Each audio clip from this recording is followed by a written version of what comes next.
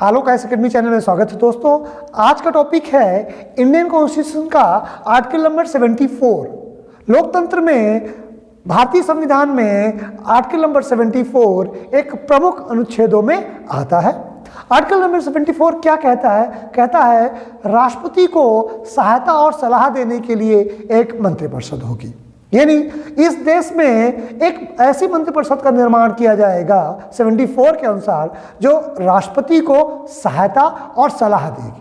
दोस्तों, हम पिछले वीडियोस में भी ये बात करके आए हैं कि जो भारत की संसद है वो 3 सदनों से पूरी होती है, तीन चीज़ों से मिलकर बनी है, यानी लोकसभा, राज्यसभा और भारत का प्रेसिडेंट। इस देश में जितने एग्जीक्यूटिव डिसीजंस लिए जाते हैं वो राष्ट्रपति के नाम पर लिए जाते हैं। यह एक दुनिया में एक विशेष तरह की विशेषता है हमारे संविधान की, जहां राष्ट्रपति भी है और प्रधानमंत्री भी है।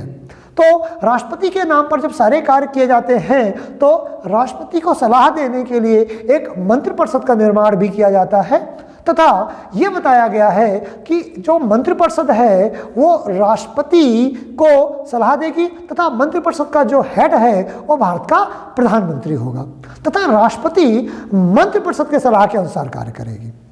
दोस्तों, यहाँ पर से प्रॉब्लम शुरू होती है 1950 में, यानी 26 जनवरी 1950 को जब संविधान पूरी तरह से अंगीकृत, अधिनियमित और आत्मर्पित कर लिया गया था। उसके बाद संविधान में राष्ट्रपति और एग्जीक्यूटिव व्यवस्था के बीच में कोई मतभेद नहीं था और इसलिए इस बात पर प्रश्न कभी नहीं उठा कि जो भारत का राष्ट्रपति है जब वो लोकसभा से बिल पारित होगा, राज्यसभा में जाएगा, राज्यसभा से बिल पारित होगा और राष्ट्रपति उसे साइन करने के लिए कहेगा तो साइन कर सकता है या नहीं। अगर वो नहीं करता है तो क्या वो संवैधानिक अत्याचार माना जाएगा? क्यों? क्योंकि संविधान में ऐसी कोई बात लिखी नहीं गई थी। इसीलिए दोस्तों फिर 1976 में आकर के जब जनता पार्टी की सरकार आई उसमें उसने कह दिया कि आर्टिकल 74 में अमेंड करते हुए 42nd अमेंडमेंट के तहत कि भारत का जो राष्ट्रपति है वो कैबिनेट की सलाह के अनुसार ही कार्य करेगा। अर्थात राष्ट्रपति को जब मंत्रिपरिषद ने, कैबिनेट ने कोई सलाह दे दी या कोई बिल पारित कर दिया या कोई अध्यादेश के द्वारा राष्ट्रपति तक कोई बात पहुंचती है तो राष्ट्रपति उस पर केवल और केवल साइन करेगा। अगर राष्ट्रपति साइन ना करे तो माना जाएगा कि राष्ट्रपति ने संवैधानिक अत्याचार किया है, अपनी संवैधानिक शक्तियों का दुरुपयोग किया है और उसके खिलाफ भारतीय संविधान का आर्टिकल 61 के तहत इम्पीचमेंट लगाया जा सकता है।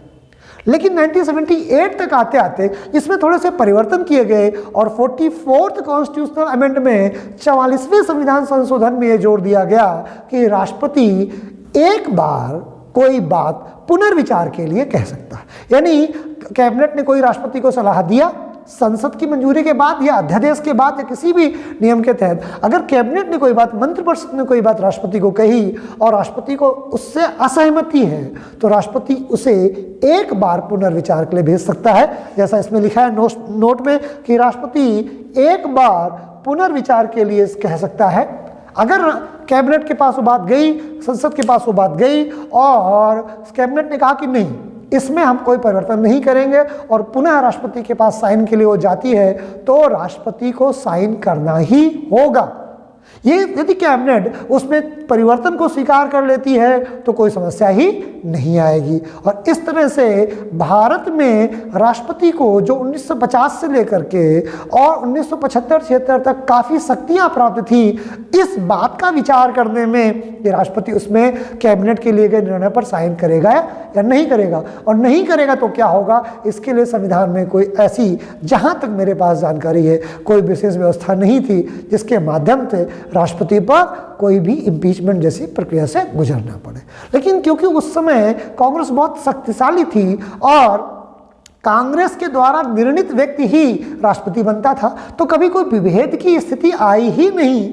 इसीलिए राष्ट्रपति और प्रधानमंत्री के बीच कभी शक्तियों को लेकर कोई बंटवारा नहीं हुआ, या राष्ट्रपति कोई बात मानने से मना कर दे पुनर्विचार करने से तो उसके बाद क्या स्थिति होगी, इस बात की परिकल्पना नहीं की गई थी उस समय तक। लेकिन जैसे जनता पार्टी की सरकार आती है, चुना हुआ राष्ट्रपति दूसरी सरकार का होता है, लोग और लोकसभा में दूसरी सरकार बहुमत में आती है और प्रधानमंत्री दूसरे दल का होता है, तो ये नई समस्याओं के रूप में इस देश को बर्दाश्त करना पड़ता है। और इसीलिए 42nd अमेंडमेंट और 44th अमेंडमेंट के द्वारा राष्ट्रपति को शक्तियों से विहीन किया गया, या ये कहें कि 42nd अमेंडमेंट में राष्ट्रपति की शक्तियों को बहुत न्यून कर दिया गया या शक्ति विहीन कर दिया गया, और 44th अमेंडमेंट से सिर्फ उसे एक बार कैबिनेट के निर्णय के विरोध में बात करने की या उससे असहमति जताने की केवल एक बार शक्ति उसे प्रदान की गई। ये बात आर्टिकल 74 में, और 42nd अमेंडमेंट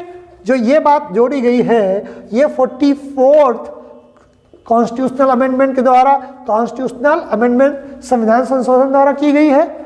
और 42nd अमेंडमेंट में, कॉन्स्टिट्यूशनल अमेंडमेंट में ये बात कही गई है कि राष्ट्रपति कैबिनेट की सलाह के अनुसार ही कार्य करेगा, यानी कैबिनेट जो भी निर्णय करेगी राष्ट्रपति उसी के अनुसार कार्य करेगा और किसी के अनुसार कैबिनेट की सलाह से काम करेगा और किसी तरीके से वो काम नहीं करेगा।